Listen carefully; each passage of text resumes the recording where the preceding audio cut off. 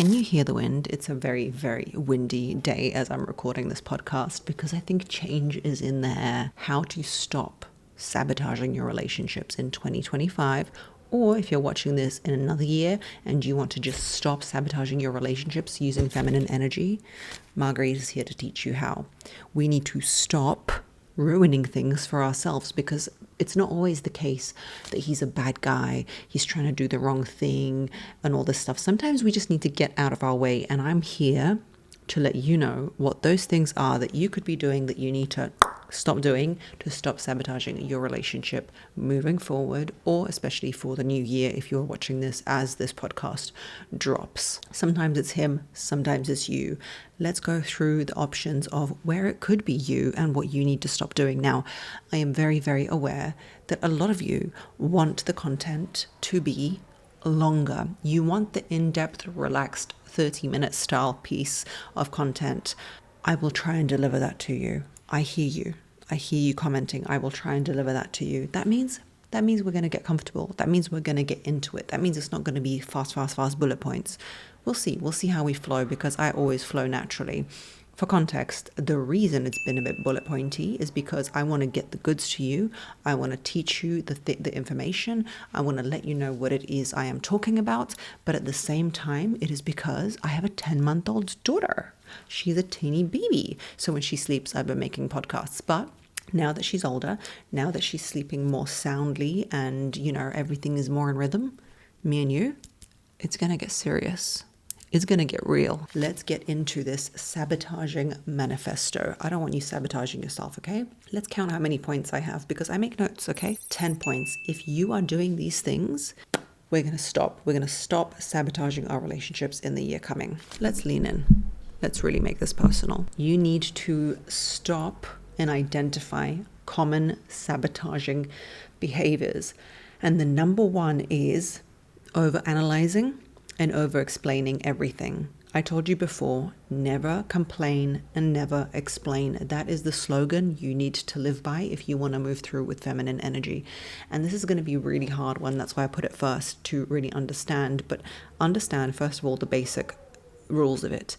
Over-analyzing behavior, which means nothing, is going to cause you a lot of grief. Also, attaching meaning to behaviors that don't really have that meaning is also going to cause you a lot of grief. Sometimes people do things not for a reason, but just for a season. Just people do things because, their stomach hurt that day, or they look a certain person a different way because that's just how they're feeling that day. And if you are attached to every single thing that he does and put meaning onto it and reflect his action as what you are worth, it's going to be a problem. You need to give your own self-worth. You need to value yourself based on your own self-value, based on, are you a good person? Do you walk dogs for a charity? I used to do that, not to feel good about myself, but just because I had time and that's what I wanted to do. Some people volunteer and hold babies in hospitals. Even if you can't donate money, it's the self-identity piece. How do you feel about yourself? Not how does him and how he sees you, whether he texts you, whether he replied to you, whether he is talking to you. That should not give you value constantly. You should give yourself value. Now, when you don't give yourself value, you chase other people's validation. You end up putting your whole value system into another person's hands. Therefore, every single thing they do from A to B to Z changes how you feel about yourself, and then you start chasing their approval, and that will ruin your relationship. So how do we use feminine energy to pivot that and to change that? We deploy the art of detachment. If you've heard me talk about this, I'm sure you have. I'm sure that's probably how you found me.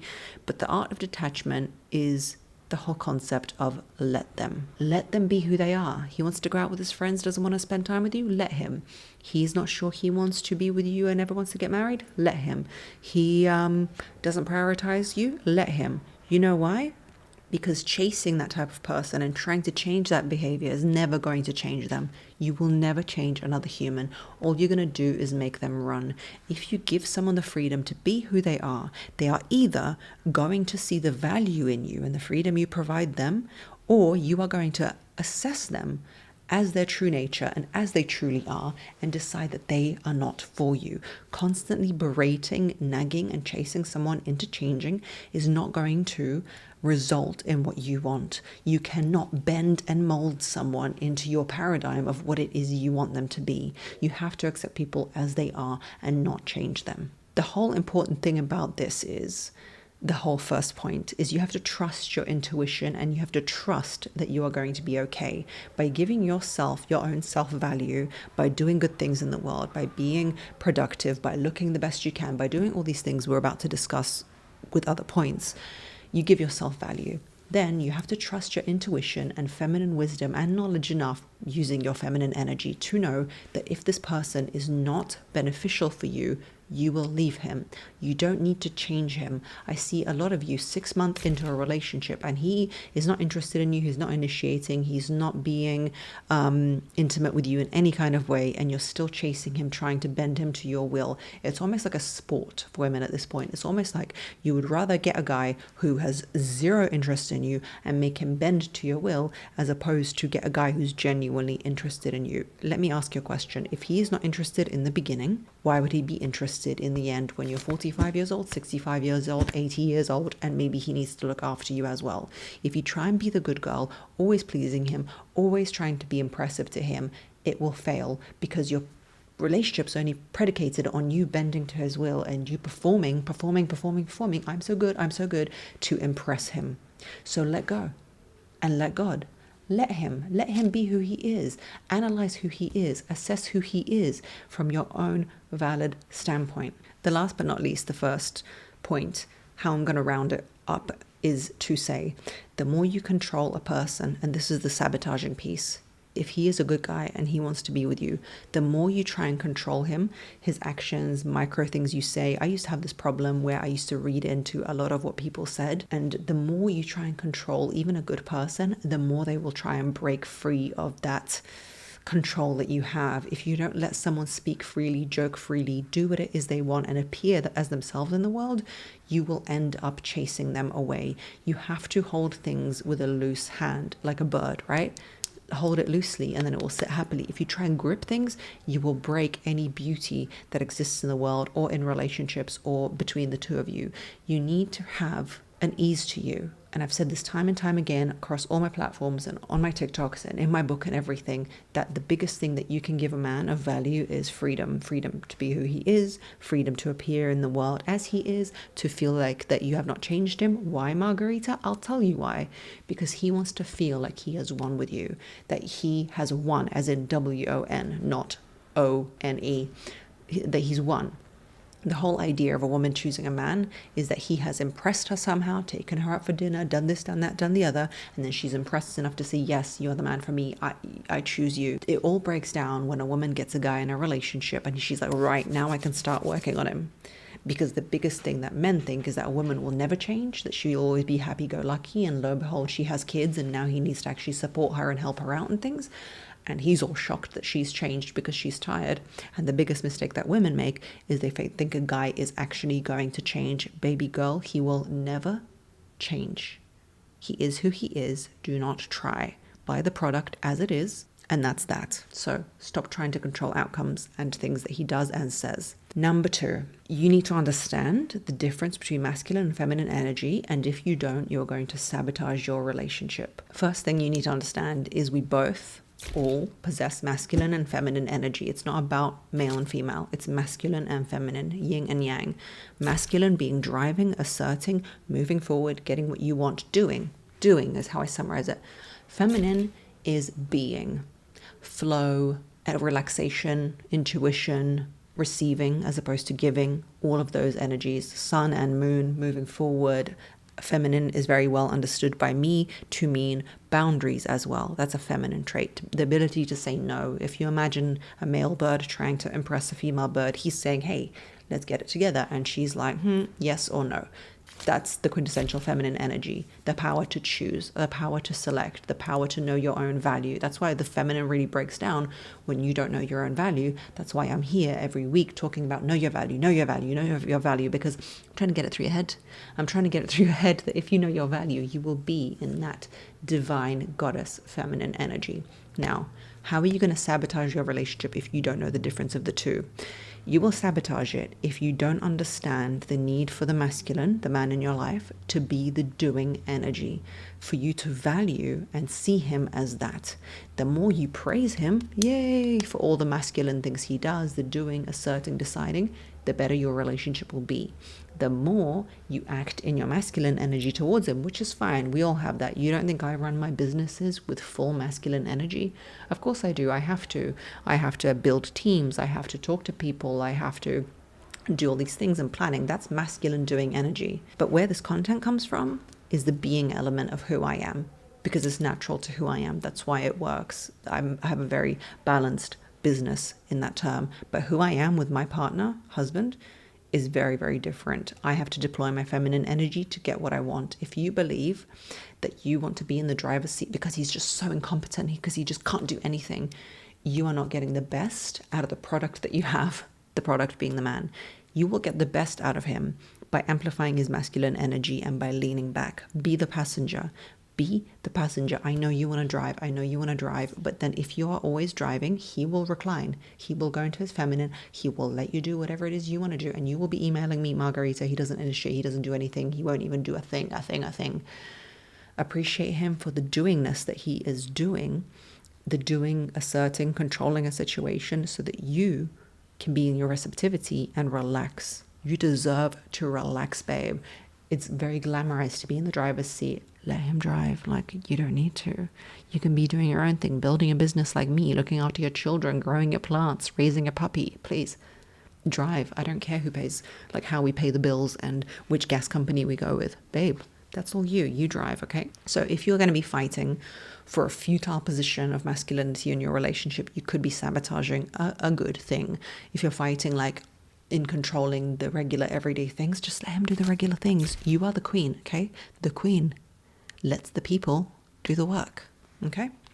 Number 3, learning to be vulnerable is a very feminine energy trait. It's very, very confusing online right now because everyone is quintessentially being taught how to be avoidant in attachment.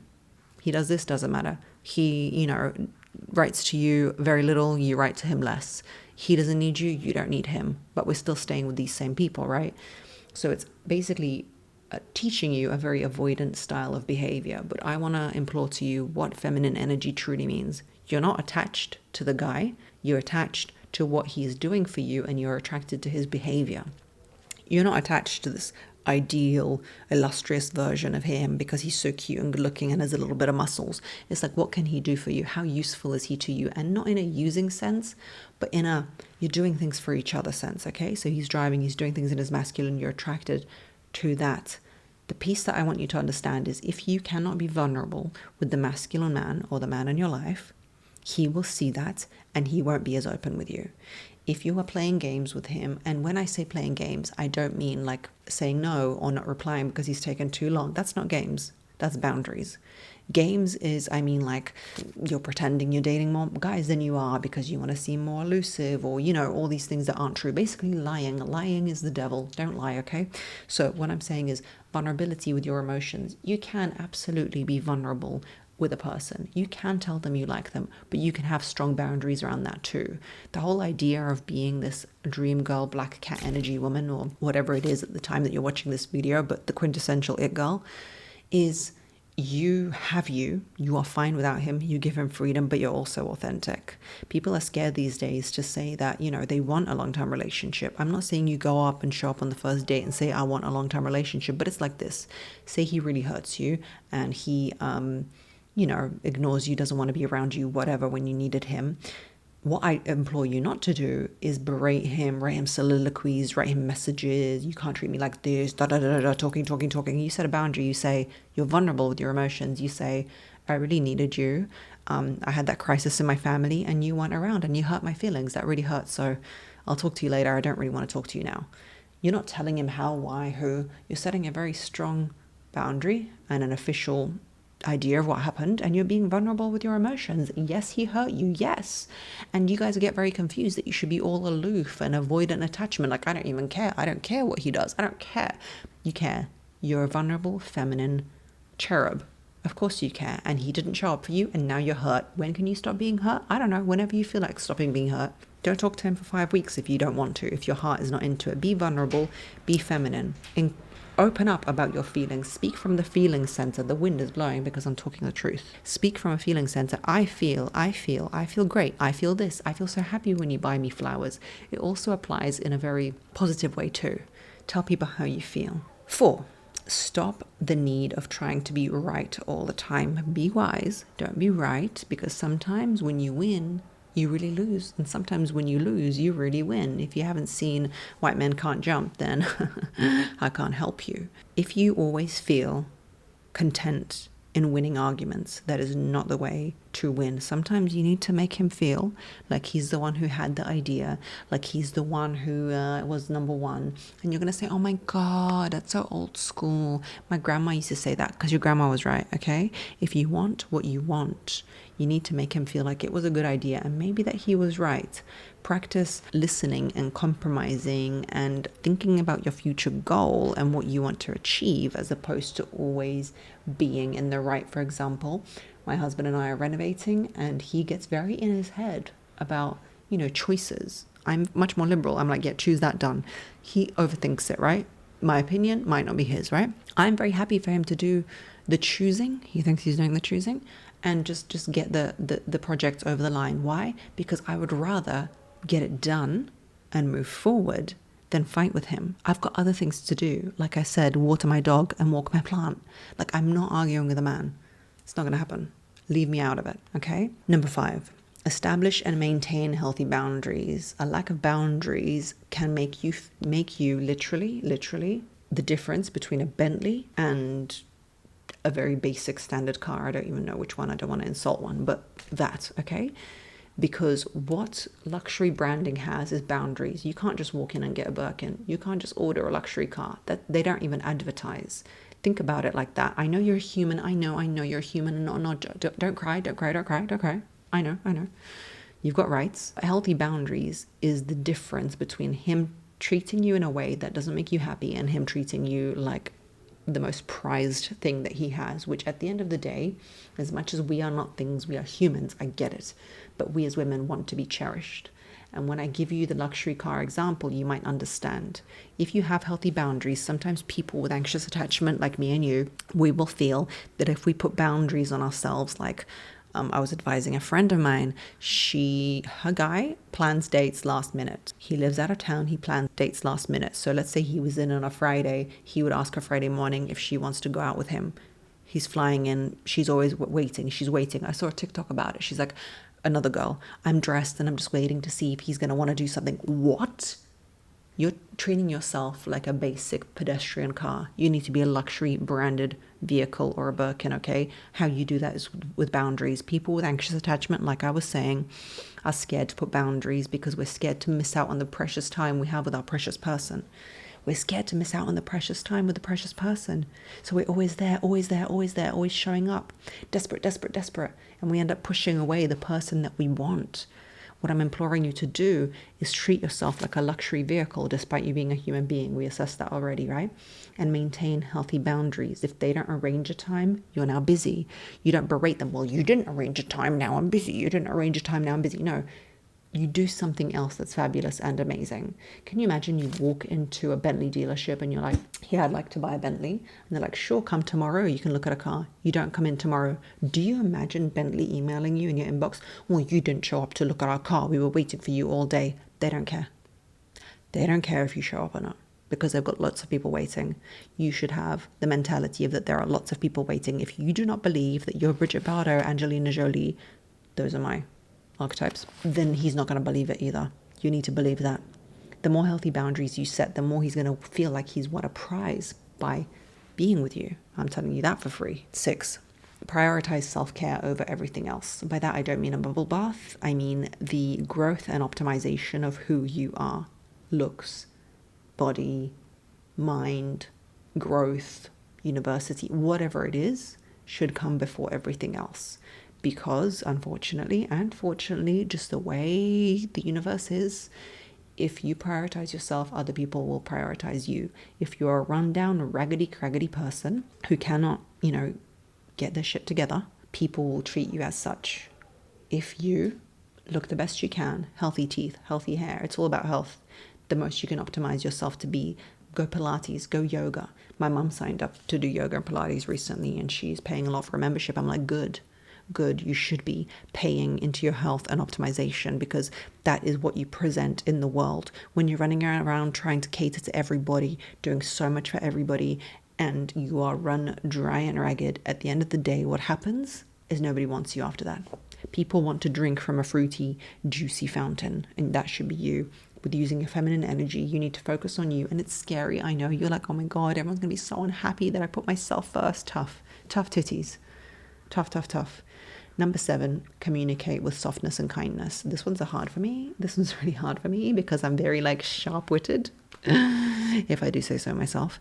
But using communication skills, I feel, and not pushing people and being soft will get you more than being harsh. I'm talking to myself as I speak on this because I'm still learning this, especially with a masculine partner. The softer you are in the communication, the more he will open up to you and the more easier he will be to talk around. I just want you to win at life. I am trying to win in this department.